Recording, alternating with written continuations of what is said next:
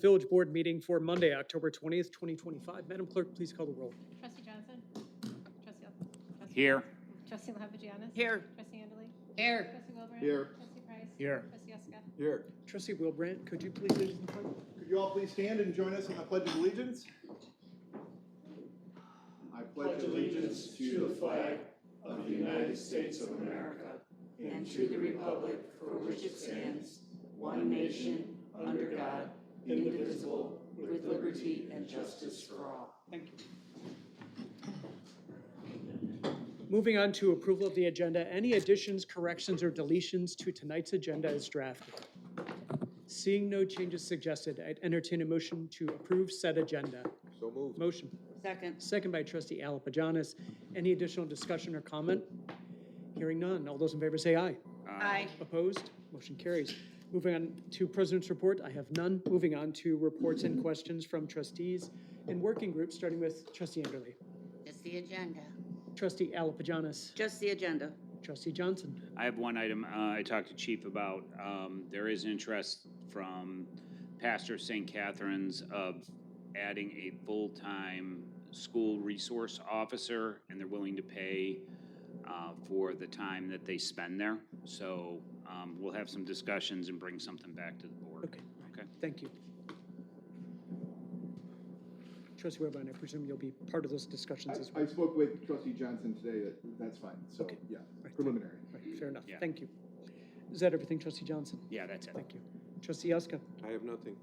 Trustee Price. Just the agenda. Trustee Wilbrandt. Nothing. Okay. Moving on to village staff reports. Joe, anything from the team? Just the logo is being painted. It's on one side, so if you get a chance on the water tower, take a look. Looks good. I saw that. Looks really good. All right, anything else, Joe? No, nothing else. Okay. Moving on to questions from the audience. This is an opportunity for those in attendance to address the board on items that are both on the agenda and not on the agenda. The entire span of time is about 30 minutes.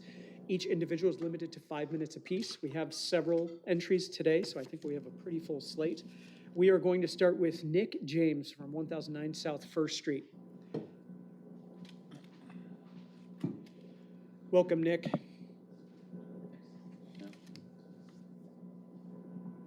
Hello, my name is Nick James, and I live at the last house on First Street, next to the pedestrian bridge. I've lived here with my wife for 4 years now, and feel truly blessed that we were able to purchase it as our first home at such a young age. We love living here and enjoy the proximity to the park, bike path, and the kayak launch. It was exciting to see how rapidly our population has grown over the past 5 years, although I can't say I'm surprised. One indicator for me has been the increase in the number of kayakers utilizing the launch. With this increase in kayakers launching at the bridge, this summer has also brought with it a noticeable uptick in vehicles obstructing my family's ability to enter and exit our driveway. Some of these vehicles will spend upwards of 30 minutes blocking our driveway, as they will have multiple kayaks to load and unload. If there was no other option, and I hadn't been directly obstructed from entering or leaving my driveway, I would just try to ignore the issue. But there has been many times I cannot pull into my driveway because people are there obstructing it and just hanging out and talking outside their vehicles. The majority of people are respectful and don't obstruct our driveway at all, and are extremely, quick in dropping off or picking up. But there's like a growing minority of vehicles that do obstruct our driveway, and they also seem to be the ones that take at least half an hour. And the entire circle previously had no parking anytime signs installed, and I fully agree with the decision a little over a month ago to replace those with no parking, temporary unloading only signs. However, when these were changed, one of these new signs was also installed in my front yard, 17 feet from my single lane driveway. As I've already had issues with vehicles temporarily unloading and obstructing access to my home without this sign, I just know that next summer there will be an onslaught of vehicles blocking my ability to enter or leave. So I'm here today to ask the village president and the elected members of the board to please replace the one sign in my front yard with a no parking anytime sign, allowing me just the 17 feet to back out of my driveway while leaving the rest of the circle for the kayakers. If any of you guys disagree with that, I respectfully ask each member to go on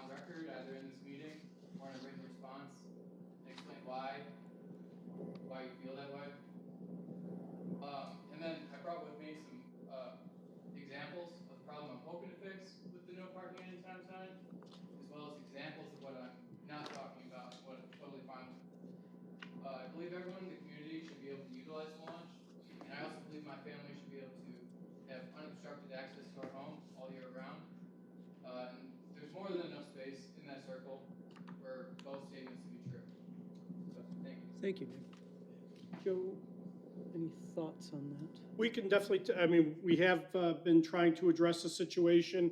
I think based on Mr. James's comments, I think we have a better understanding. There's no parking within, and that's part of the other conversations that we've been having within the neighborhood about what is an appropriate distance for restricted parking. But under no circumstances should anyone be impeding his driveway under any circumstance, and no amount of signage is going to correct that. That should result in a direct call to the, to Quadcom and to the police department, and police department will take corrective action at that moment, so. But you and Chief will have an opportunity to Yeah, assess the request? Yep. Okay. So Nick, Manager Cavallaro will be in touch about what he and Chief have decided, but it doesn't seem like an unreasonable request, so. No. Okay, yeah, I mean, yeah, I've been speaking with him about Yep. it, and just it was a lot this summer, so I just feel like if, I don't really wanna, tie up the police's resources, it was like a lot, so Sure. it seems like a sign, if there's a sign there that says it, that, then I would feel better about it, but otherwise, they're just doing what the sign says, if it's temporarily unloading and Sure. they're spending 10 to 15 minutes, but. Okay, that makes sense. So we'll be able to get back to Yep. Nick within the next week to 10 days? Yep, Does that sound by reasonable? the end of the week. Okay, thank you, Nick. Thank you for taking the time and giving us these materials. Okay. So with the next item, they are all related, I believe, to the same issue. We will start with Shannon Kowal. Hello, good evening, everyone. Welcome. I'm very excited to be here tonight. It's been many, many months. And I think tonight the board will be voting on which developer is going to be occupying the West Main Street building. And we understand it's taken time. There's a lot of good information, a lot of rich information, a lot of financials, building designs, things to really consider for this evening. There's also been time for the community to really understand what these proposals are and share their feedback with the board, whether it be verbally, written, conversations out in the community at Heritage Fest. So you guys have really gotten the opportunity to hear the excitement from the village, community, other business owners within the community on why a lot of folks really feel excited about Boxwood's proposal, specifically about the community space. So what I'm really curious to hear tonight from the board when each of you vote is how is community input along with some of the revisions, because they had heard your feedback, Boxwood, on how that weighs in on your decisions tonight. This is community space and community dollars. And you've heard from the community. So I'm asking each board member, including President Nelson, to vote yes tonight for Boxwood. Thank you very much. Thank you, Shannon. Moving on to Anna House.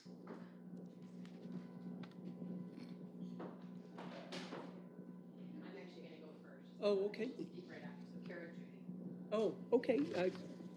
So we have Kara and Anna at the same time. Good evening, everyone on the board. My name is Kara Judy, and my family and I live in the Carrington Resort. We've called West Dundee our home for nearly a decade now, and like many here tonight, we care deeply about the future of this community. I'm sorry, Kara, can you use the microphone, please? Those in the back are not hearing you. Okay, can you hear me okay now? Better? Okay. A little louder. Maybe you just need to project. Quite the head cold, so I can't really hear. Okay. I want to start by thanking all of you for how seriously you approach the decision. I know this isn't an easy one, but tonight I'd like to talk a little bit about what makes West Dundee special and why your decision is bigger than square footage, projections, and renderings. What has made downtown West Dundee successful isn't just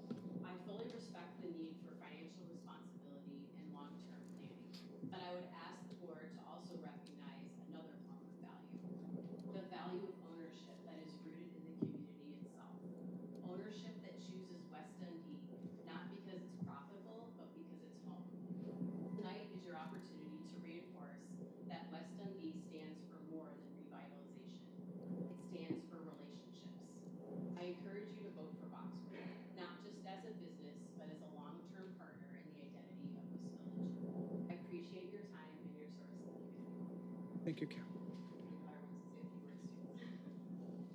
Hi, Anna. Adding on to what my mom said, we all know Boxwood as a store or a place to find unique items, maybe a gift or something for ourselves. But Boxwood is so much more than shelves and price tags. It's a place where connections are made and friendships blossom. Oh, thank you, Anna. And thank you, Carol. We appreciate you both talking tonight.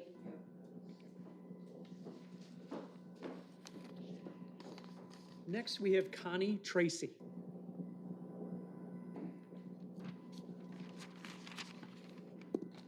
Hi, Connie. I too want to put in my vote for Boxwood.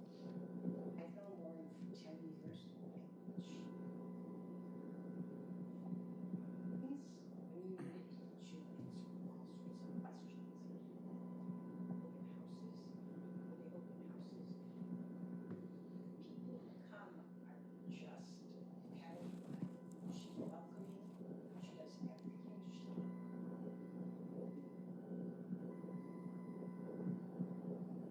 Look at his proposal, and it's very good. But I feel as though it's time to diversify our ownership. My concern with Ron and Lauren is if they don't get this building, that they will pack up somewhere they can own if it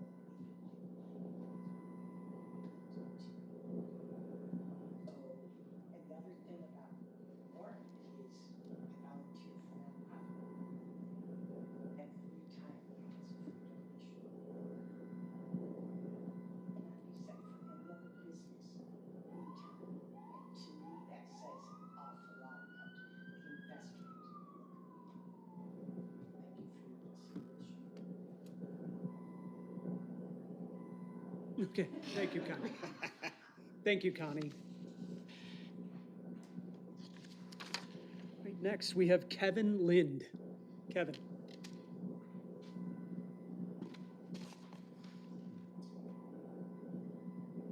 Thank you for taking the time to allow us to speak tonight. Thanks you to the board, to Mayor Nelson, and to the administration for thinking in detail about the long-term benefits to our community from Andy and Suzanne Burns, who have invested, with collectively, as I review the notes and the proposals, over $8 million in the last 5 years to this community. Starting with Emmets, moving through the other properties. And not only that, all of the intangible things that they provided to this community, including all the sponsorships for Heritage Fest, St. Patrick's Day festivities and Big Wheel Race, along with Dickens and Dundee program. I think that it's often overlooked that there was a lot of contributions to our city over 25 years, and also the residents of West Dundee appreciate everything that they have done for us long term. I've been a resident on the 400 block of 2nd Street for 17 years. I've known Andy and Suzanne for 17 years as they welcomed me into the neighborhood. They are residents of this neighborhood. If many of you probably know, Andy and Suzanne live 2 blocks from here and have been a very big part of this community.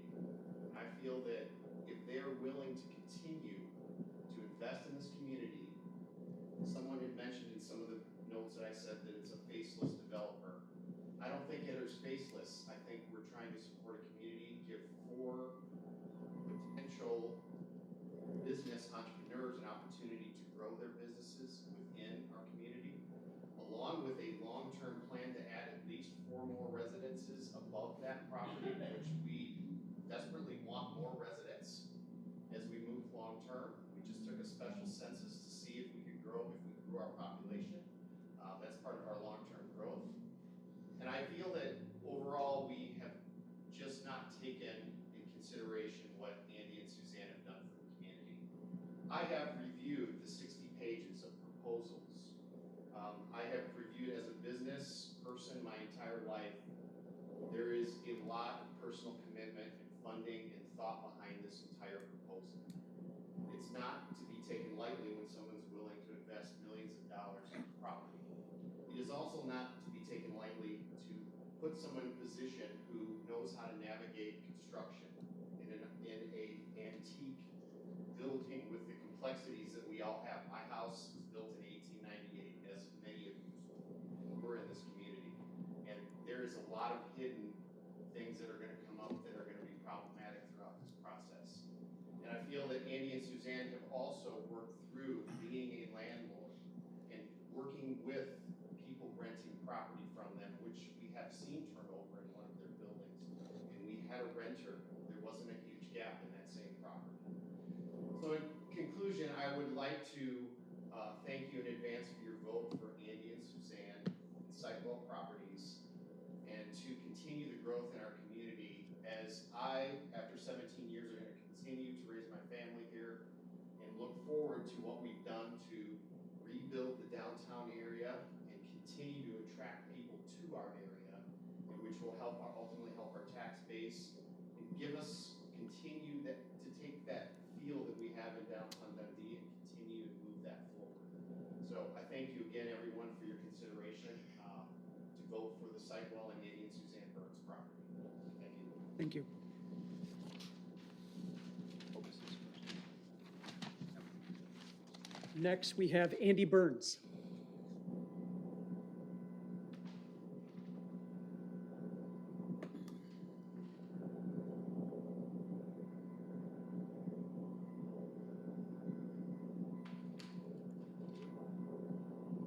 Good evening, everyone. Suzanne and I want to begin by thanking you. I'd also like to thank the many residents that are here tonight for caring so deeply about Main Street. Passion for this village is a good thing. Special. We've learned over the years that the most meaningful projects come from being a part of the community it serves. We live just 2 blocks away. Our kids attend the same schools. We pay the same taxes. We enjoy the same parks, restaurants, and events as our neighbors. West Dundee isn't just where we have chosen to invest, it's where we live our lives. The connection keeps us accountable and ensures every decision we make is guided by long-term stewardship, not short-term gain. Over the past several years, we've activated more than $7 million of private investment restoring downtown properties. Projects that now generate more than $346,000 each year in new property sales and lodging revenue. Those are real recurring dollars that support public services and community amenities for everyone in this room. As I appreciate that you have a very difficult decision to make tonight. I would just like to say that as we move forward, the process matters. Fairness, transparency, and consistency are what keep revitalization on solid ground. Proposals start to shift after the deadline. It becomes hard to compare them equally or to know which plan can truly be delivered. Rules aren't there to restrict creativity. They're there to protect the village from risk. From the day we submitted our proposal, our concept has been clear, consistent, and grounded in experience, not rewritten on the fly. It's a thoughtful plan built on what we know works for West Dundee. Whatever decision is made tonight, Suzanne and I will continue to invest our energy, our time, and our hearts into this community we're proud to call home. I'd like to thank you all for your service to our community and for keeping the process grounded in fairness and professionalism. Thank you. Our last speaker tonight is Brian Leith. Brian.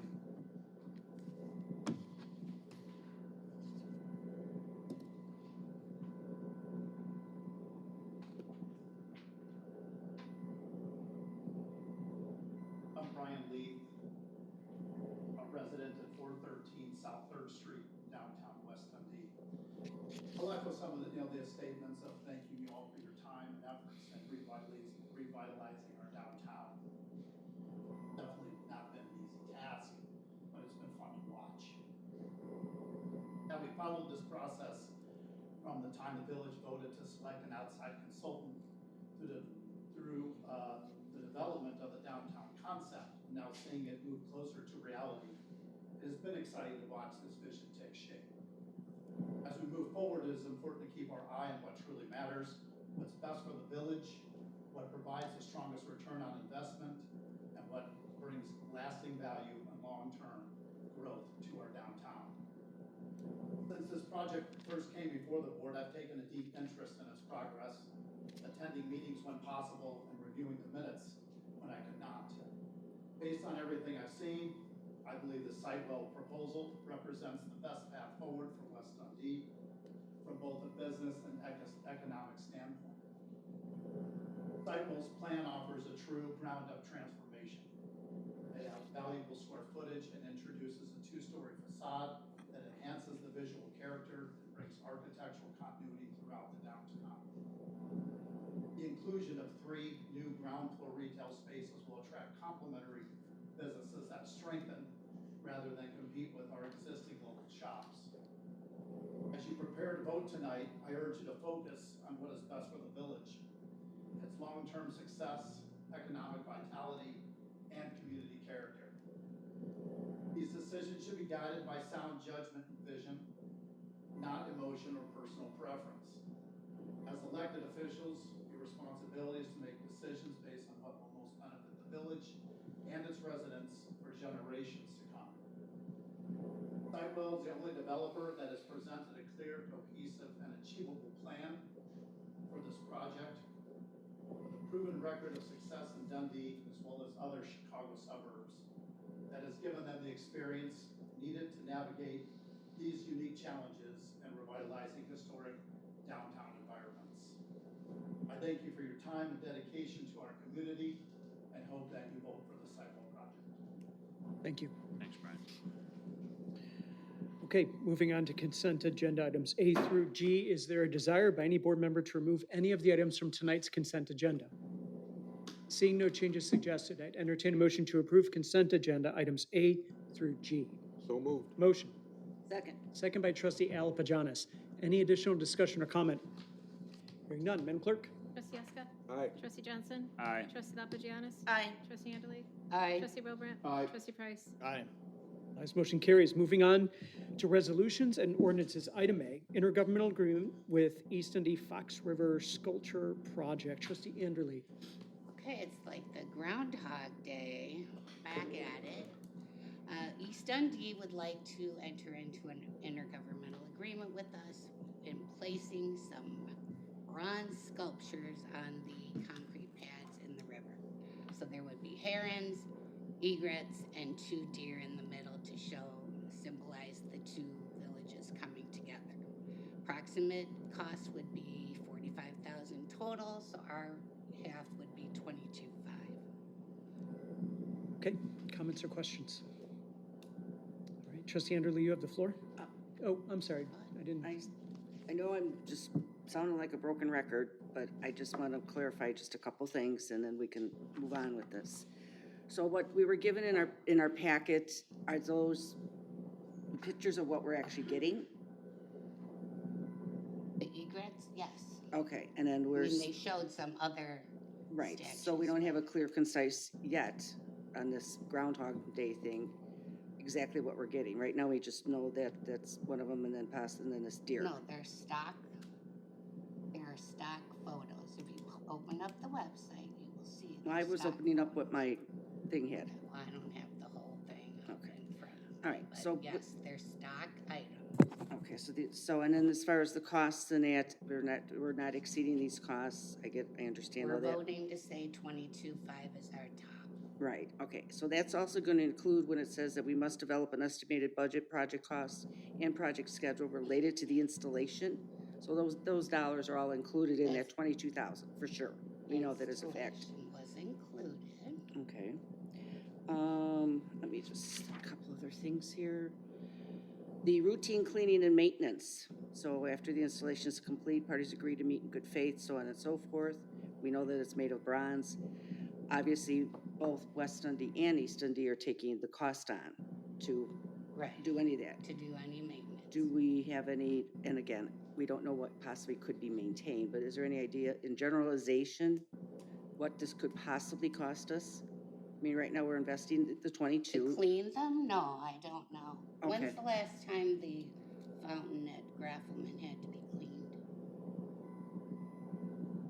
Like once a year? And what do you think you spend in hours? So, all right, it's a couple hours just going out to Grafferman, but now we got to get a boat in the water and everything else and do all that, correct? Because these are in the water. Right. They're So- on concrete pads. But they're in the water, correct, right, right. So it's not a matter of just walking over there, okay.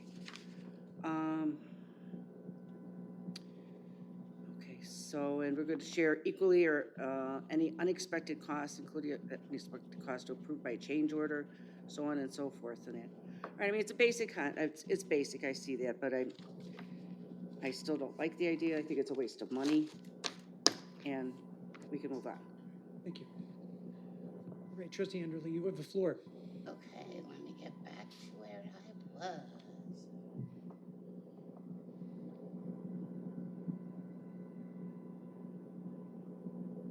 Okay, I move to approve a resolution authorizing an intergovernmental agreement between the Village of East Dundee and West Dundee for sculptures along the Fox River in an amount not to exceed $22,500. Motion. Point of clarification, if you could just amend that to reconsider. Motion should be motion to reconsider. Okay. Can we reconsider a motion to approve a resolution authorizing an intergovernmental agreement between the villages of East and West Dundee for sculptures along the Fox River in an amount not to exceed $22,500? Fair enough. Motion. Thank you. Second. Second by trustee Price. Any additional discussion or comment? Hearing none. Madam Clerk? Trustee Enderle. Aye. Trustee Wilbrandt. No. Trustee Price. Aye. Trustee Eska. No. Trustee Johnson. Aye. Trustee Lapagianis. Absolutely not.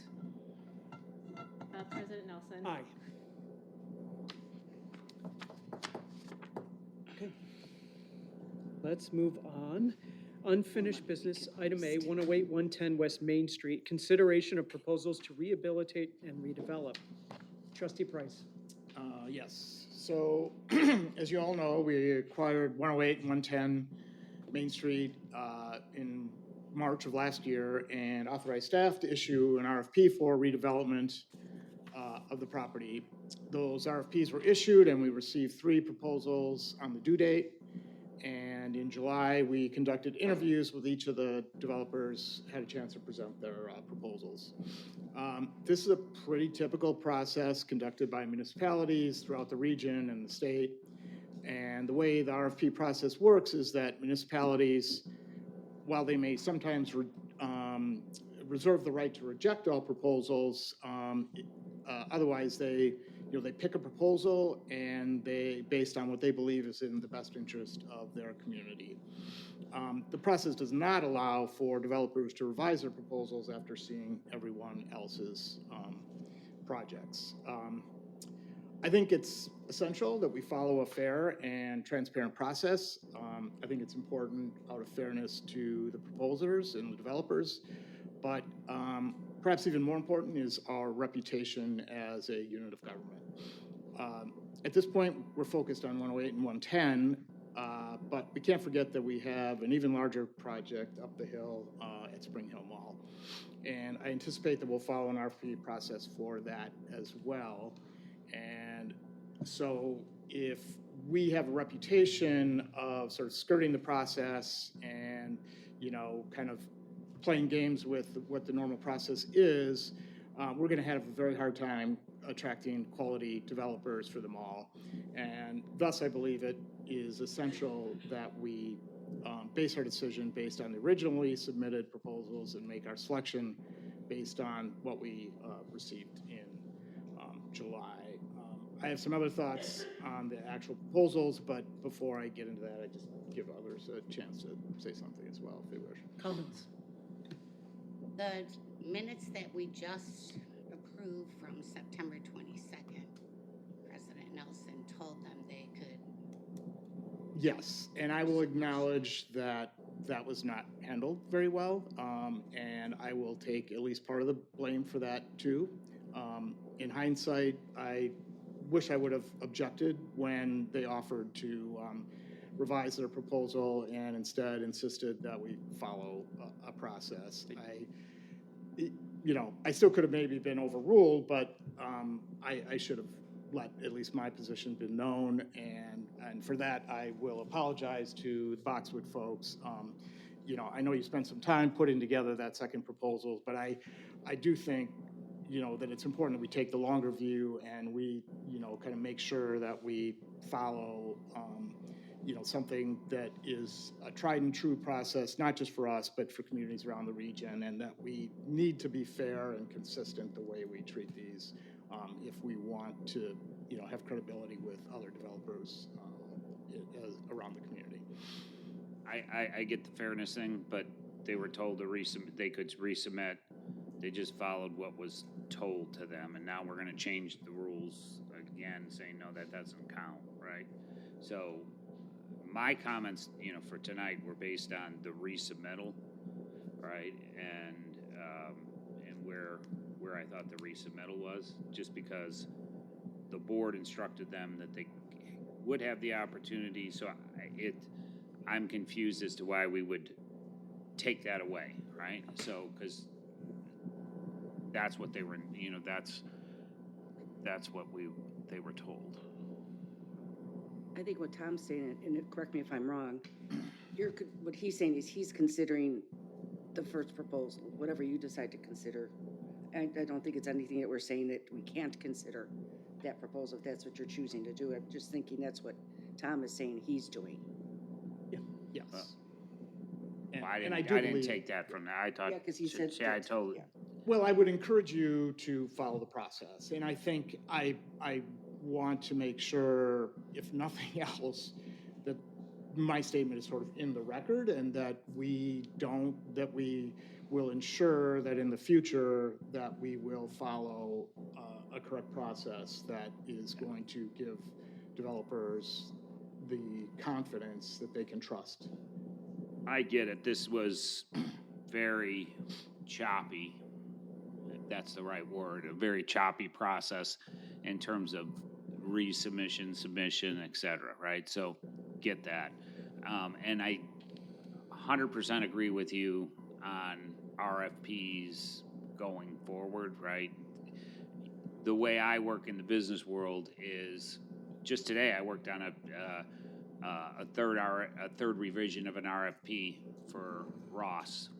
They're a clothing outfit for a platform that we were working on. So it's my world, RFPs, multiple versions of RFPs are very, very common. Maybe different in the government world, but it's very, very common. So going forward, I think we do have to be very clear on, usually there's RFP submission, questions, RFP revisions, best and final, then you go, right? That's what I'm used to, right? So I get what you're saying, but my comments are going to be based on what was said. Do you want to share your comments? No? Oh, sure. So when I did update and look at your matrix, I used that as a baseline. In fact, I sent that out to the village on late Saturday night, right? So using kind of the criteria of what you used as the baseline. In terms of appearance, I think both of them have done an excellent job in terms of appearance, property value. I know there's some debate on the differences in the number of the property value, and one is higher than the other. To me, I think the property values should be both consistent because they both have the second floor, right? They both have the investment. So I think when all is said and done, those should be very similar in both proposals.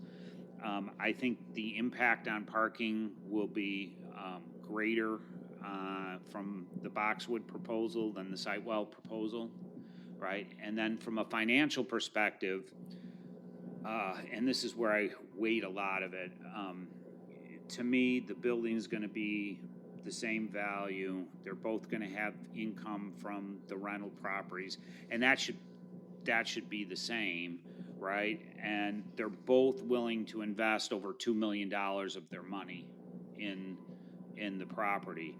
So to me, then it comes down from a revenue to the village perspective of what we believe the best use of that facility is. And with retail, event space, and design, you know, the design and construction building, I think there's more revenue potential in those lines of business than the other alternative, you know, the rental space alternative. So I think from long-term financial revenue for the village, it would be better to go with the Boxwood. And then from a cost perspective, the Boxwood is asking for less money. So from a taxpayer perspective, costs weigh in. I think space utilization is really good on both. I think the Sitewell proposal provides history, no doubt there. But from a business support and, you know, from who I've talked to from a business perspective and the attractiveness of this particular opportunity from a Boxwood perspective, I think the residents are really excited about it. And so from a quality, ROI, and from what the business would bring to the downtown and bring, you know, revitalize, it's new, it's refreshing. So I lean towards Boxwood as my recommendation for the site. Thank you, Trustee Johnson. Additional comments? Yeah, so I understand that Mayor Nelson gave the permission, just like we all do in that.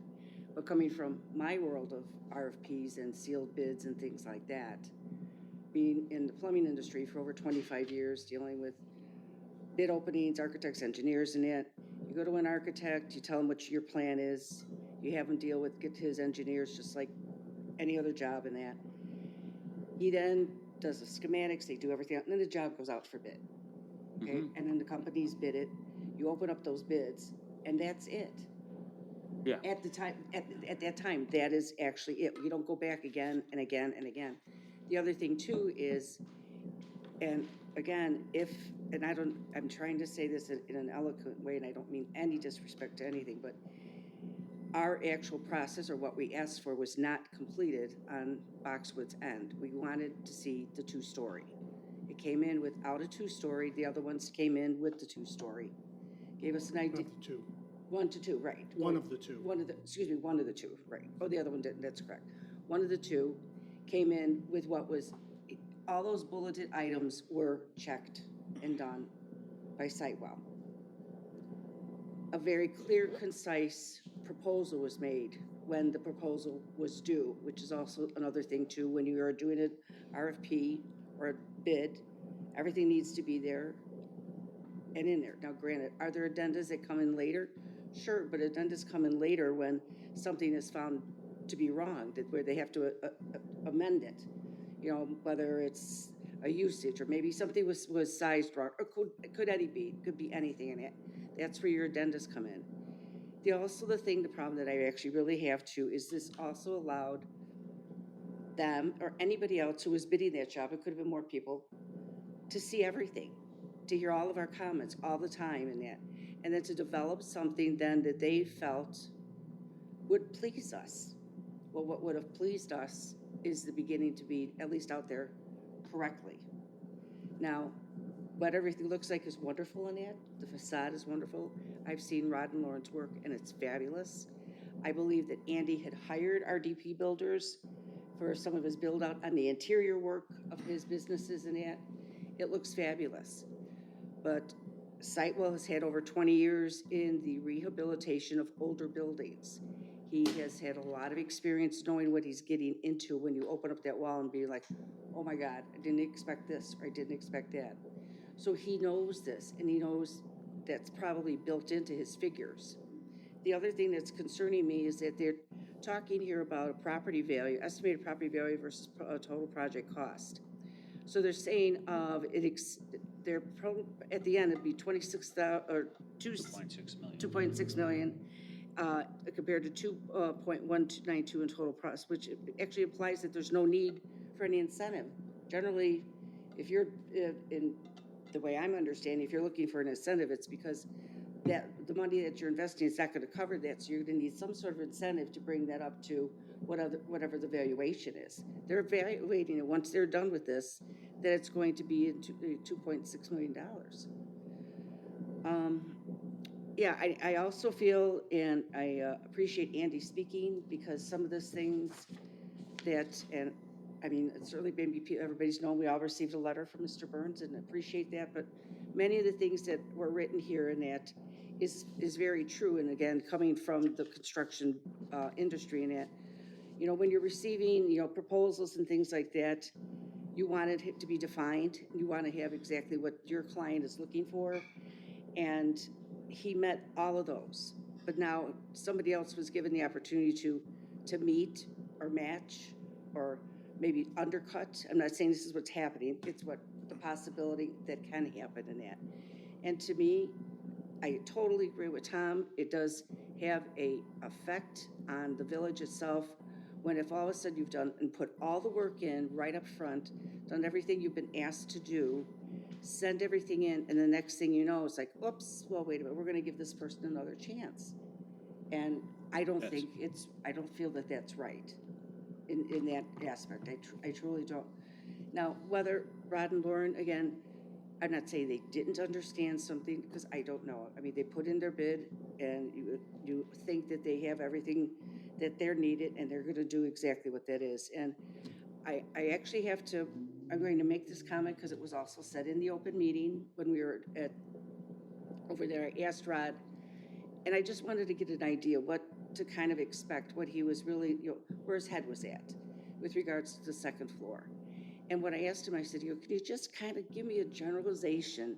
You know, what kind of time frame are you really looking at? And I'm quoting, he said to me, he says, well, give me a chance to get some money back in the bank before I think anything about that. Well, that was one of the requests that was on our request for a proposal. So these are many things that, in my opinion, he's a master carpenter, fabulous. Lauren has fabulous ideas. Their interior work is fabulous, but I don't feel that they have enough experience to go deep into that building where so many things could come up. And I have a concern that if something happens and all of a sudden, you know, they can't, I don't want to say can't afford it, but monies or whatever happens, I worry for them, I care for them. They are great people. But with all that being said, I would have to go with Sidewell. Thank you. Additional comments? Just one comment on the RFP process. So it differs, and I know we talked about this yesterday, but when you're the low cost bidder, when you're, you know, when you got to put a fence up or do a street or dig a hole, right, or trim a tree, right, those apply to low cost bidding. We're the owner of the property, right? So in my view, it's our role as being on the board to get the best deal possible for our residents and for the village. So if we tell one of our bidders, hey, resubmit, you know, up your ante, it's good business to listen to what they have to say, right? We can't just say it's closed and it does. So just a clarification on the process, but it's good business to listen and to entertain changes that we want to see as a board. So, in my opinion, that should have been done right from the beginning because the process was set out as to what we wanted to see. Yeah, and you might get away with that once, but any other, good luck getting future proposals. And it might be, in your business, that might be what you guys do, but in government, call any local government. I've been on their side of this before as part of a team, and I can tell you in 100% of those cases, you had a deadline, it was proposed, and that was what the decision was based on. So it possibly different for your specific business. It's different in my world because we always try to get the best deal possible. Sure. And we're the We're seller, in the so. local government world right now. Yeah. Trustee Enderle, you look like you had something. I just believe in diversity of ownership. And I think it's time that we move away from this one family owning the half of the block or the whole block. And I know you feel strongly that they could have jumped in at any time, but I see in the real estate world how these buildings are switching hands without anyone ever knowing they're available. So if they're not in the click, then they don't get the opportunity to do it. So I'm sticking with my vote for Boxwood. Any other comments from the board? I have a different perspective, and being the only person on this board that voted not to purchase this property, this is kind of the messy situation that is a good problem and a difficult problem to have at the same time. The good news is we got 4 proposals that were all from West Dundee businesses, developers, residents, and so forth, and that's awesome. Like, we didn't get 0 proposals and get stuck with an old trading post. We got 4 proposals that all had viable characteristics and qualities of which any of us would consider as an upgrade, and that's fantastic.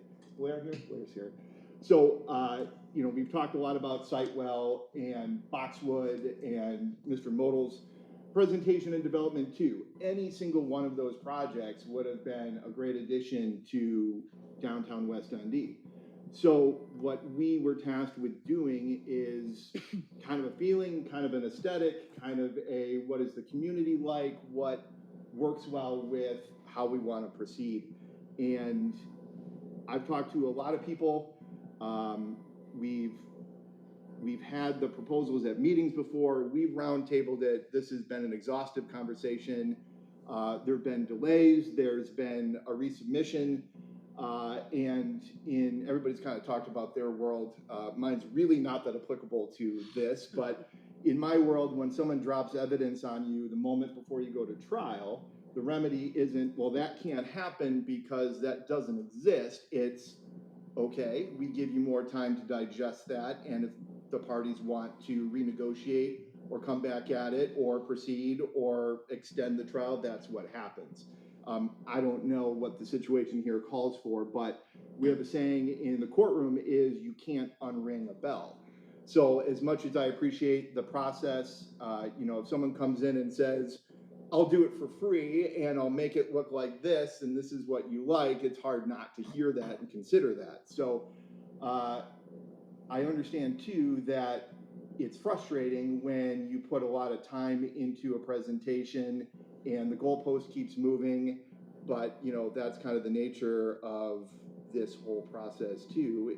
I know it might not be the goal of it, but we want to produce the best product for our residents and for our downtown aesthetically and with functionality. So I look at this from a totally different angle of what's best for West Dundee.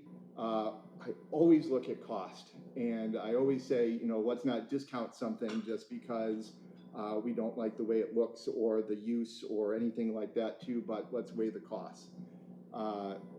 Each one of these proposals is going to be a significant cost to the West Dundee, the village, and how does the community use that resource and get along with it once we've selected one, if we select any of them, and move on from there. So again, when I voted not to purchase this property, this is kind of what I feared too. But the good news is any one of these proposals is better than a vacant trading post. So we all win there.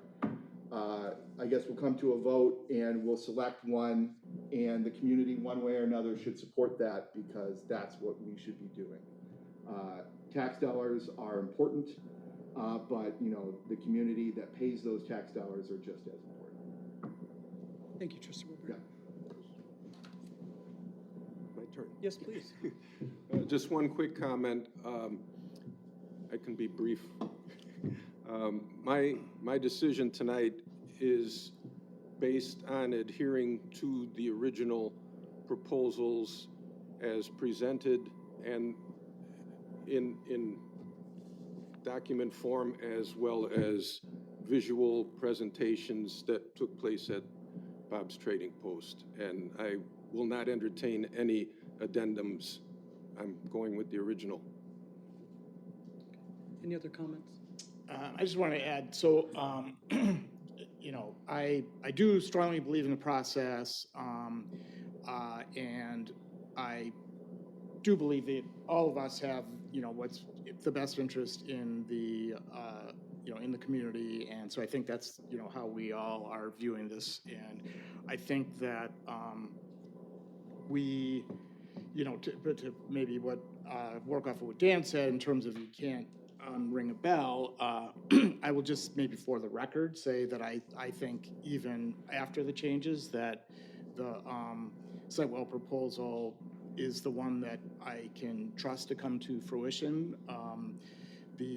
You know, that I know they're not asking for specific money, but I really worry that they've put up, you know, there's just some, I feel like, and again, I know you're great carpenters and all of that, but I just have a hard time trusting that this proposal can actually happen. I mean, with numbers in terms of property values that far off, and that's what, you know, not only is our revenue, but what lending institutions are going to base their on. And if you can't get the loan because, you know, you've overestimated the value of the property by 2 times, you know, then we're back at the table and asking for more incentives or something like that. So I just, you know, we've had the other developer here, Sitewell, has done several projects. You know, they've stuck pretty much to what they've originally proposed, and the process have come to fruition. And so I feel like they have, you know, it's a developer we can trust, and that you know, stood by what they did and is not sort of along the way keep sort of changing their proposal. And I think, as one of the speakers said too, I don't want to discount, you know, I think a lot of the storyline has been that, you know, they're part of the community and they're going to do all these great things for the community. And I honestly believe that Boxwood would do that.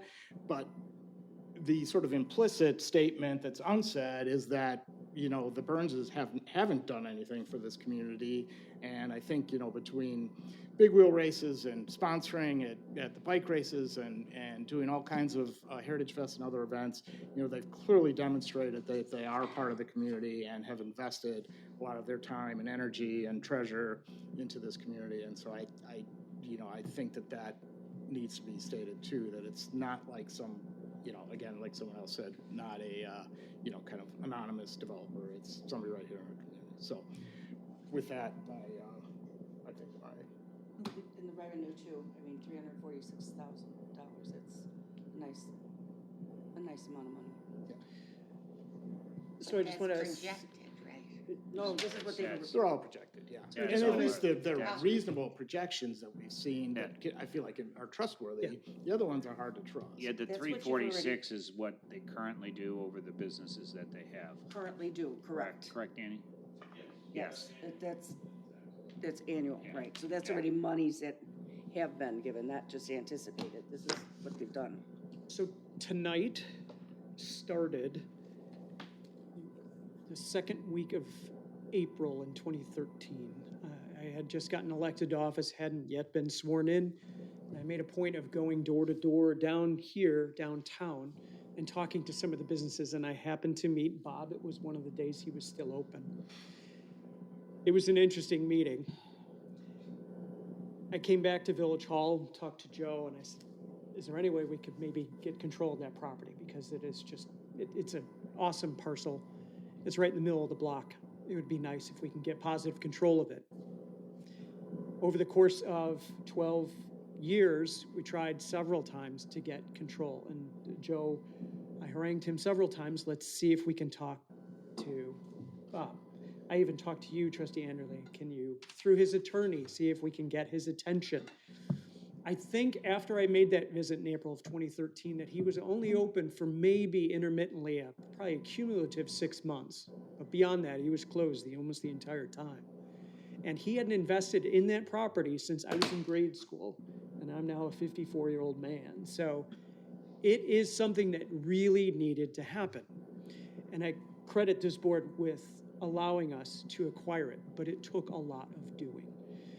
And all of that time, all of that energy, all of that angst invested in this property compels me to think of this in a very judicious way. We're concerned about too many properties under the control of one family, and I can respect that. But I think in this case, I would interpret it as something as they have a system, they have a set of investors, and they have a track record. And I think that means a lot. I thought that they provided their pro forma with the document in July, which I thought went a long way. And the fact they live in town, the fact that they invest themselves here means something.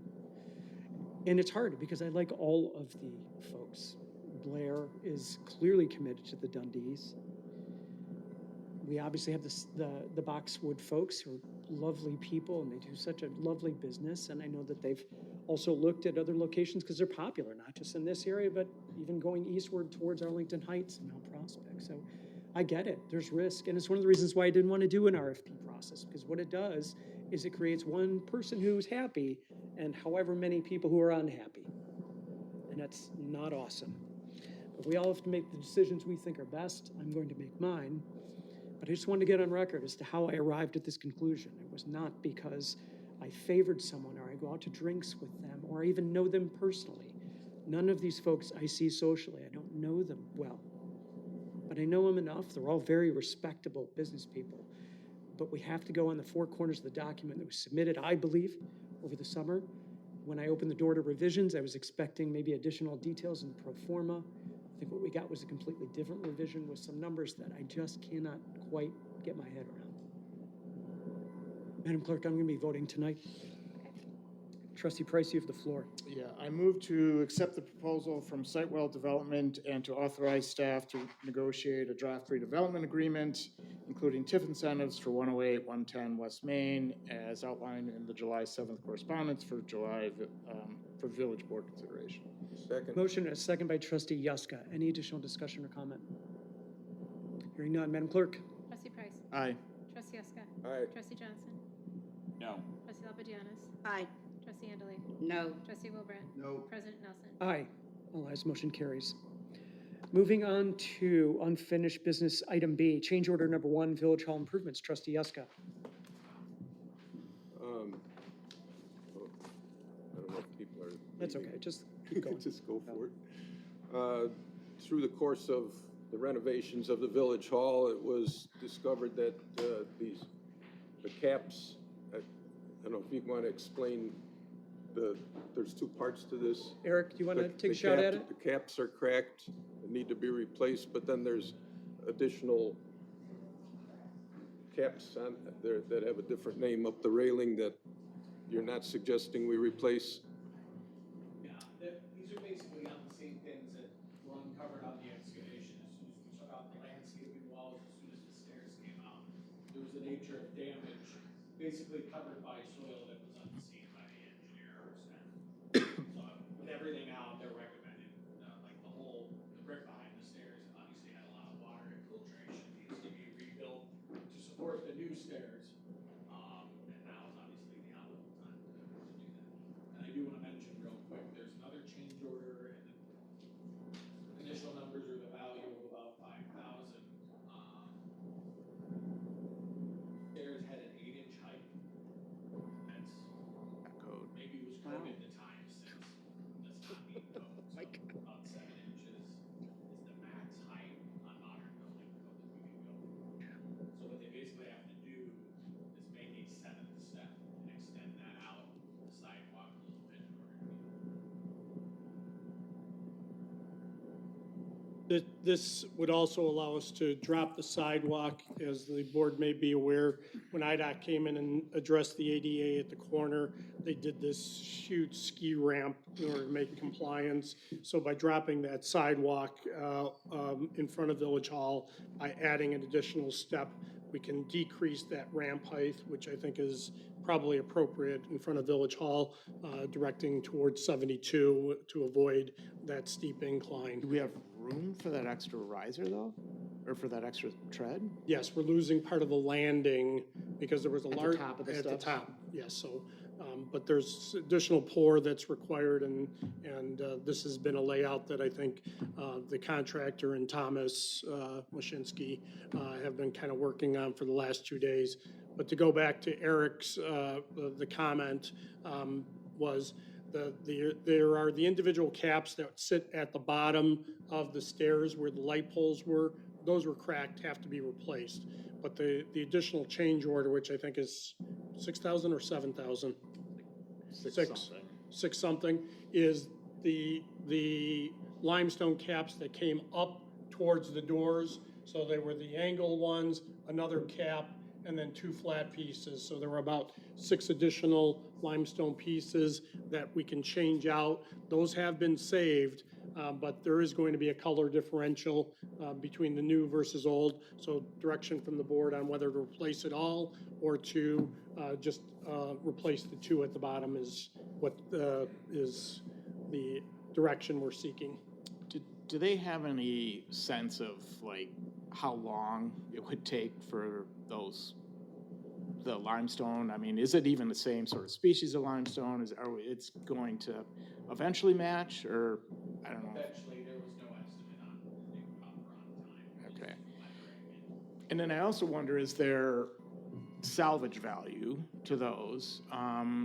So that, I don't know if there's much of a revenue return, but, I hate to have them go in the landfill, and certainly the ones that are cracked, there's probably not much we can do with those. But I'm somewhat inclined to replace them all so that it does match, but hopefully have some value to the replaced ones that are in good condition, that somebody might be in the same boat we are, but, they could just reuse, kind of vintage and salvaged pieces. So that is, I guess, where I'm kind of thinking is, I'm inclined to just replace them all. It's nobody likes to spend money we don't need to spend, but it's $6,800, and I feel like, in the scheme of things for our Village Hall, that to have everything look cohesive makes sense, so. What's the difference between the 2 options? Well, the one only replaces the caps down at the bottom where the light pole is, and the second option, adding the 6,800, replaces it all the way up to the top to the building. So are we 2 different asking for- terms were used, cap and coping, but they're the same thing. Are we asking Correct for me if I'm wrong. 6,800 does everything? An additional 6,800 does everything, Then for a total of 15. are we voting or just asking direction? Voting on this change order, the $5,000 will be a subsequent change order that will be presented at the November 7th meeting. But that's more than for the likely, steps. that's for the steps. And that's kind of I'm hearing a no, I mean, it's not like we have an option on We it. don't think, we've spent 2 days trying to resolve this issue, and I think this is the best solution that we've come up with. It solves some ongoing issues that we've had right at the corner. Okay, so I mean, maybe focusing one thing at a time is kind of the caps first. And That's what this is. Yeah, and that's right, I understand that. Trustee Eska, you? Okay, and I agree for the small amount. In the total picture, might as well replace them all and have everything the same color. So doing that, I would move to approve change order number 1 to the Village Hall Improvements Contract representing an increase of $15,967.75 to the total project cost. Motion. Second. Second by trustee Price. Any additional discussion or comment? Hearing none. That the 6,500 is in that number, that 15? Yes. Okay. All right, okay. Okay. Anything else, trustee Johnson? No, that's it. Okay, thank you. Madam Clerk? Trustee Eska. Aye. Trustee Johnson. Aye. Trustee Lapadianis. Aye. Trustee Andalay. Aye. Trustee Wilbrand. Aye. Trustee Price. Aye. All ayes, motion carries. Thank you, Eric. Moving on to new business, item A, authorization to conduct reservoir repairs at the Fifth Street Booster Station. Trustee Huska. Well, since we've been down with, with the middle zone, we've discovered that the reservoir was going down even though we weren't using the water out of the reservoir, and found out there's a crack. And that's a concern. Not that we were losing a lot of water, but anything infiltrating from below could impact our water. Concern is contaminants from the outside. So Fifth Street would cycle that water feeding the mid-zone multiple times per day. A short loss like this was undetected. Since it can't feed the mid-zone, it's just kind of running out. So it makes water drop level that. I've seen it happen, like Aurora had an issue 10 years ago in their big service tanks across from their plant. They're off of Randall, had a crack in it, got some boost. 10 days. Lawsuits for lost revenue and stuff. Townwide boil order is a nightmare. That's the main concern. We are losing a little bit of water. Contaminants from the outside that we want to get rid of.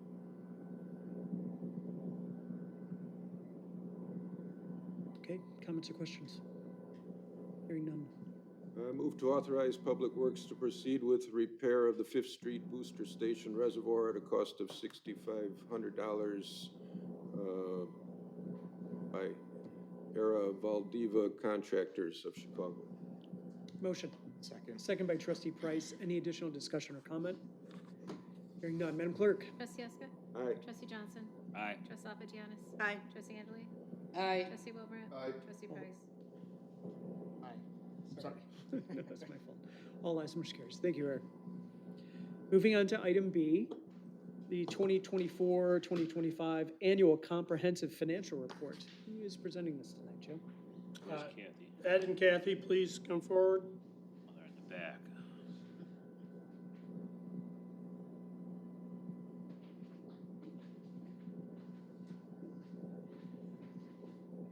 I'd like to reintroduce Ed Tracy from Selden Fox. He's been with the village for 7 years now?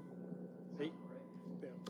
So, Ed, appreciate you kind of walking us through the financial report for this year, the audit. Sure. The audit, it's our process. We come in and we usually come in initially late May and take a look at some of the out of period revenues and expenses that need to be accrued back. So a lot of the adjustments to governmental fund financial statements are done at that time. And then we come back again later, early August or so, once we've got the reports from actuaries and other third parties for the long-term assets, long-term liabilities that are recorded in government-wide financial statements.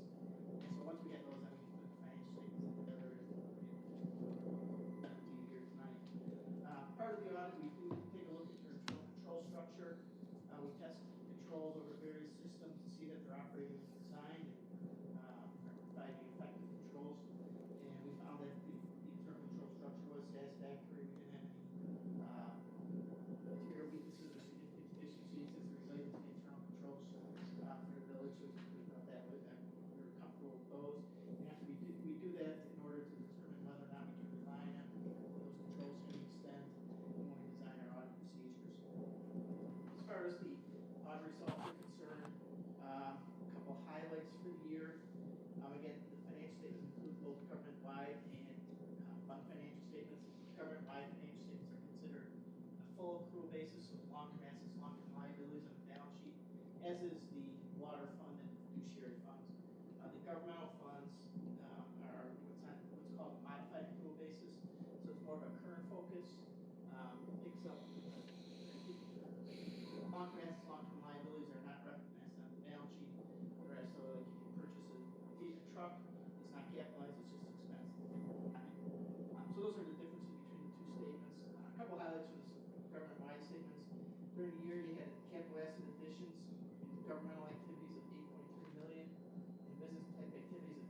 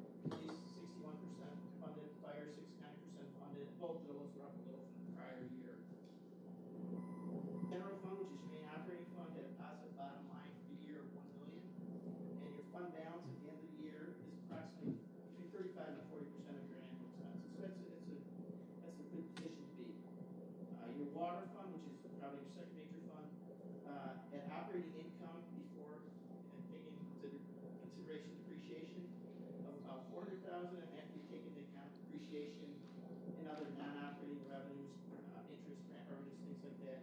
You had a positive bottom line, $800,000 for the year. In addition, the water fund also has a positive cash flow from operations of about $260,000 this year. Overall, to sum it up, it was a pretty positive financial year for the village. The audit process went smoothly. Appreciate the assistance we got from Kathy and everyone else here. Very responsive to our inquiries and provided us the documentation we asked for. There weren't any issues there, so we certainly appreciate that. Kathy, I just want to highlight, I know that audits can be difficult and you had to do this largely by yourself, so thank you. Comments or questions from the board? I've got a few. Okay. Okay,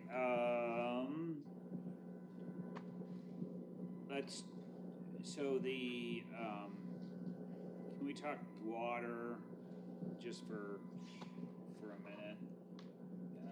According to the audit, it looks like the incremental cost on water went up from 22-23 to 23-24. Is that correct, Kathy? By like $1.1 million? Is it possible that you're including the donated assets possibly? I don't have last year's numbers, so I'm not. Yeah, it's in the report. Yeah, it went from like 2.7 or 2.697 to 377.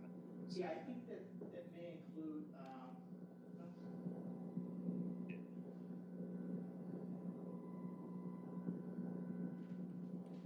yeah, I'd have to look back specifically what.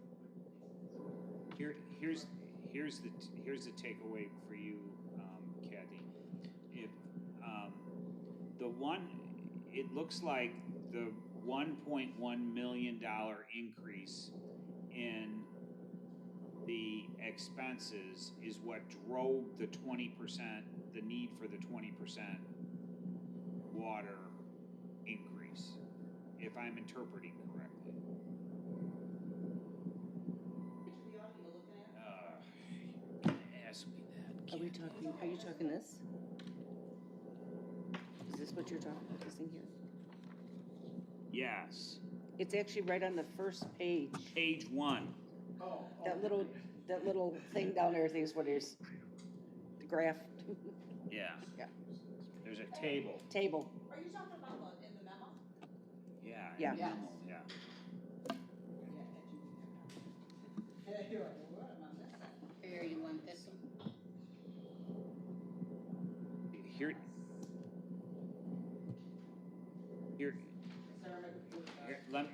I don't want to drag us on. No, but it's fine. But here's, if I'm interpreting those numbers correctly, it looks like what drove the 20% increase and the reason why we had to go up 20%, because year over year, it doesn't look like expenses are going up significantly in the water funds, right? But with the exception of 22-23 to 23-24, where it jumped by 40%. Okay, you see that? But you have to remember that those revenue numbers include both operational and capital. Those are expense numbers, aren't they? Both. Yeah. Revenues and expenses. Okay. For operational and capital. Right, so here's what I wanna know. So out of that increase, right, I think that's the increase that drove the need for us to go up in the water bills, right? Well, that was the treatment charge. The principal issue was the treatment charges Yes. over the last couple of years. So there's two components to this that you have to take a look at. And I would refer you back to the budget with the breakdown between operational expenditures and capital expenditures within Fund 2. And that'll give you a better historical perspective in terms of what's driving these numbers. Because, for example, we may not be spending a lot of the capital numbers that are coming in because we were banking money for the Spring Hill Water Tower repainting. So we were kind of collecting money over an X number of time to pay for $1.5 million of water tower painting. So you've got to take a look at this. These numbers are operational and capital combined based on the sewer and water fund. All right, so I'm still a little bit confused as to, I just want to reconcile in my mind where, you know, what's going up and what's related to moving to the water tower, what's related to price increases on our water treatment charges, and what's related to volume. If you could help do that. Yeah, we can do that.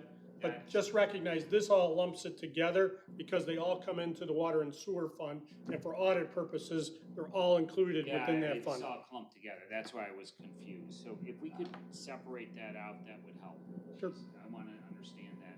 I'm still confused on that. Is it true we got a general fund balance of $1 million? Yeah.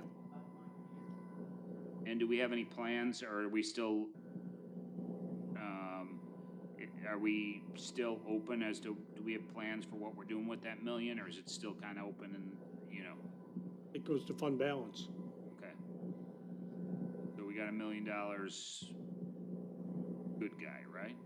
Yeah, but I mean, streets, 1 year of street infrastructure is $1 million, yeah. Yeah. Well, that's what my immediate thought went to, is what are we doing with that? And should we have a discussion as to where that might be best placed? Well, don't you have to maintain 90 days? Right, we're in, I mean, the one thing that the board should walk away with from these financial statements is this was a very good year for the organization. We were positive in most aspects of our accounting. Budgets to actuals were in very good shape, and we added to the savings account for the village within the general fund by $1 million this year. Well, that's what I took away, and that's good. And now I want to know is what are we doing with the $1 million, and how are we, you know, what are we gonna, you know? Like, we usually put it in fund balance. Right, We'll but find just, something. yeah, Yeah. there's, we got, Typically, I mean, traditionally, what we've done is this, particularly if it's one-time revenues, and you need to look at and make sure what that $1 million was coming from, because some of it may be development revenue, et cetera, et cetera. We typically move those monies over directly to capital. So they don't get, it doesn't remain, if it's one-time revenues, it doesn't remain in the general fund, it gets moved over to capital projects fund. So Joe, it sounds like Trustee Johnson's requesting maybe an opportunity to discuss that. So could you schedule that for maybe next meeting, please? Yeah, the net position looks really good. Just a couple, what are we getting for grants? Is that the lead grants, or is there something else? There's like $3 million in grants. A lot of that is donated assets from developers. Yeah, talk to me about that, because that was,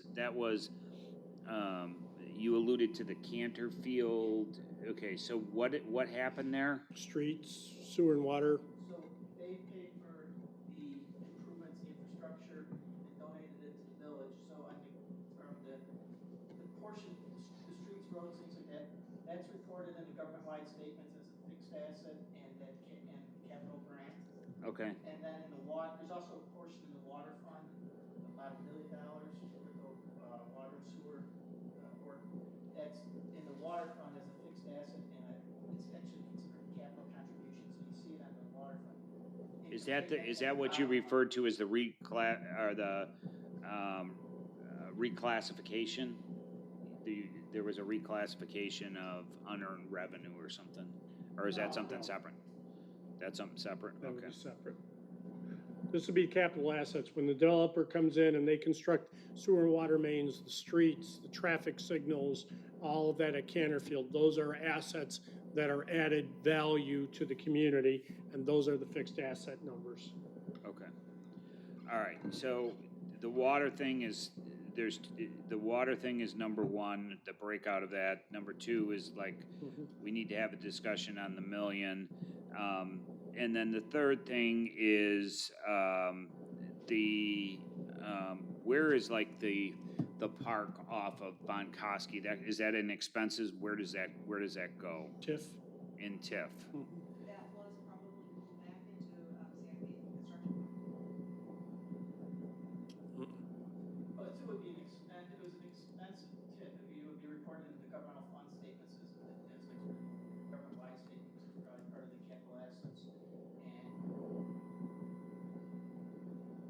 it's still part of the capitalized. All right, can we just get a full accounting of what that looks like, Kathy, please?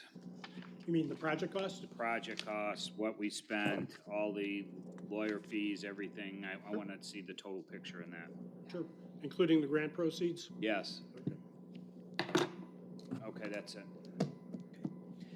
Any other comments or questions from the board? Okay, we're just accepting this. Do we need to take any formal action? A motion to accept would be appropriate. I motion to accept the audit as submitted. Okay, thank you. Do I have a second? Second. Second by trustee Yuska. Any additional discussion or comment? Hearing none. Madam Clerk? Trustee Johnson? Aye. Trustee Lapagianis? Aye. Trustee Andalou? Aye. Trustee Wilbur? Aye. Trustee Price? Aye. Trustee Yuska? Aye. All ayes, motion carries. Anything else for the good of the order? Hearing none. I'd entertain a motion to adjourn. So moved. Motion? Second. Second by trustee Alpagianis. Yes. Okay. Sorry. Any other comments or questions? Hearing none. All those in favor say aye. Aye. Opposed? Motion carries. We are adjourned. Mine's $308. What? 96. Thank you for showing courage tonight. I really appreciate that. Thank you for showing courage. Thank Really appreciate it. You too. Everyone else, I just want to say what a missed opportunity for us. And I'm really sorry how you guys felt. What a mess.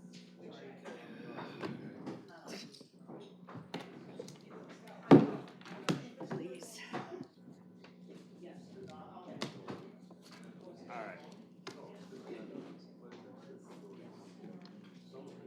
Michael, thank you. Maybe we could work with Andy to do something.